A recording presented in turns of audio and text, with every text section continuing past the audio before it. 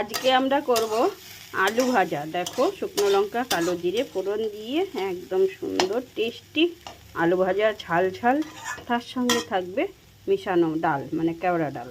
আলু ভাজা তুলে নিয়েছি। দেখো, এখন ডাল ডাল সেদ্ধ হয়ে গেছে। দেখো, একটু একটু গোটা গোটা রেখে আমি ডালটা সেদ্ধ করে নিয়েছি। এখানে তেল গরম হয়ে গেছে। তেলে এখন 5 ফোড়ন, 2টো তেজপাতা, 4টে শুকনো লঙ্কা ফোড়নে দিয়ে দিলাম। ফোড়নটা ভাজা হয়ে যায় গেলে আমি ডালটা ফোড়ন দিয়ে দেবো। আজকে আমরা এক জায়গায় যাব, তাই হলো তাড়াতাড়ি করে ডাল, আলু ভাজা, আলু ভর্তা, ভাত করে নিলাম। গরম গরম খাওয়া। ফোড়নটা ভাজা হয়ে গেছে, ডালটা আমি সোমবার দিই।